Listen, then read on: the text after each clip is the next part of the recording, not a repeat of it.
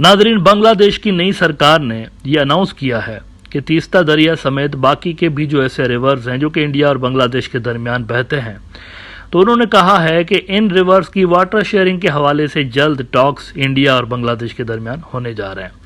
Deccan Herald ने इस पर रिपोर्ट किया है कि Bangladesh to soon hold talks with India over sharing of water of trans boundary rivers, interim government adviser.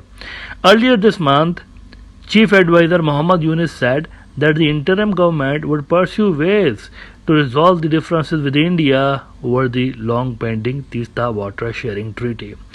अब इस हवाले से बहुत सारे लोग होपफुल हैं और हम भी होपफुल हैं कि अगर ये इस तरह के एग्रीमेंट्स हो जाते हैं तो बड़ा अच्छा है, दोनों मुल्कों के लिए अच्छा है।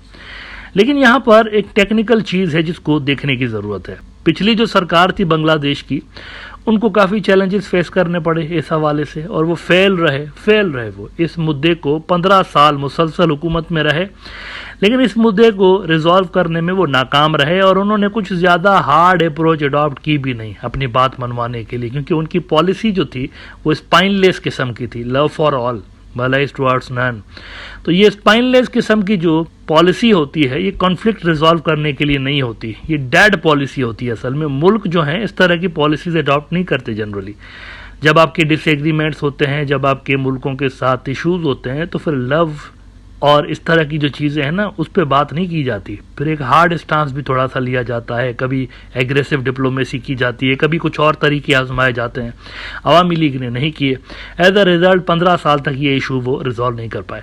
लेकिन ये जो नई सरकार आई हुई है, अल्दो इनकी पॉलिसी डिफरेंट होगी, लव फॉर ऑल वाली नहीं होगी, लेकिन इनको पिछली सरकार से ज़्यादा चैलेंजेस फेस करनी पड़ सकती हैं, और इसकी पॉलिटिकल / टेक्निकल / जियोपॉलिटिकल वजूहात हैं।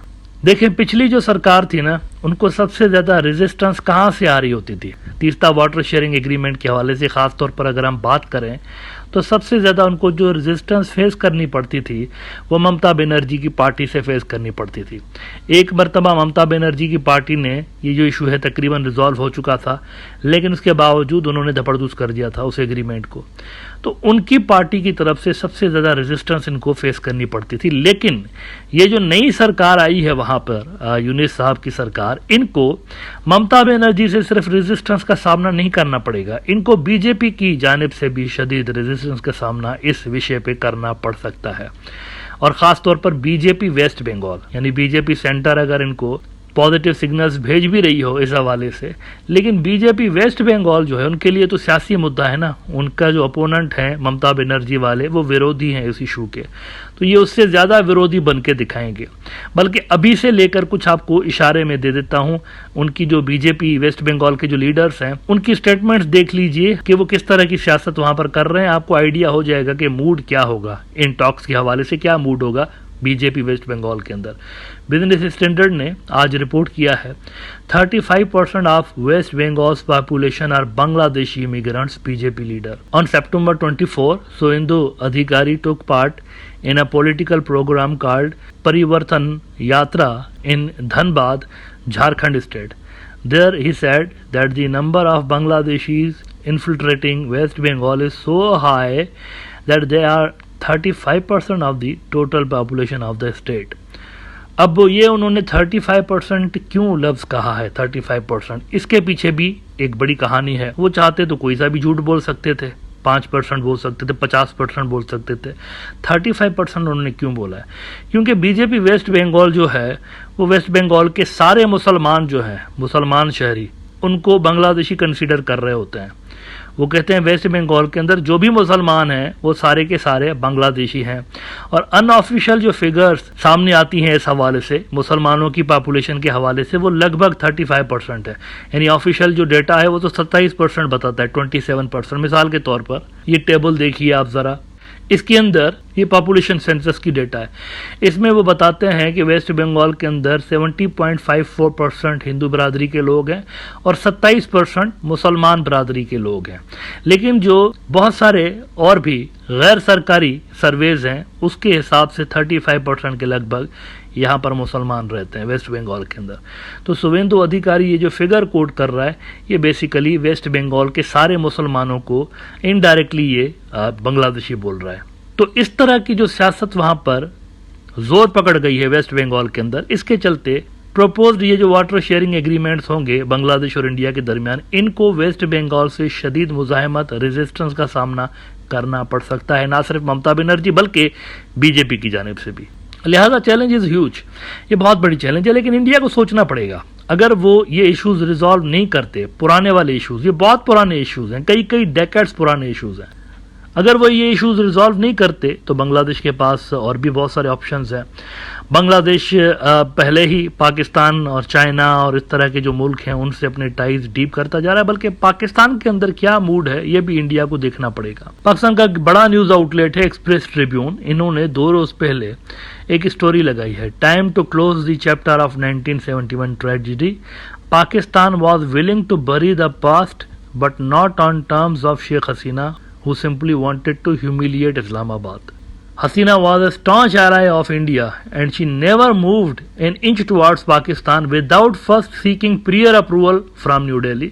Although events related to the 1971 war were tragic and many in Pakistan still admit that, but the Hasina government always pushed the Indian narrative, always demanding of Islamabad to not only apologize but also admit genocide allegations. Pakistan was willing to bury the past but not on terms of Sheikh Hasina, who simply wanted to humiliate Islamabad. But since her ouster, after weeks of violent protests, there is certainly a new opening for Pakistan to mend ties with Bangladesh. The sentiment of the mentioned professor, یہ شاہد الزماں والا جو event ہوا تھا جس میں انہوں نے nuclear treaty کی بات کی تھی، یہ اس کا حوالہ دے رہے ہیں. The sentiment of the mentioned professor and the endorsement from the general public is just an example of that. Officials who deal with Bangladesh have told me، یہ جو جرنلسٹ لکھ رہا ہے یہ اسٹوری وہ بتا رہا ہے کہ officials who deal with Bangladesh have told me that there is no doubt Pakistan has got an opportunity to reset ties with Dhaka.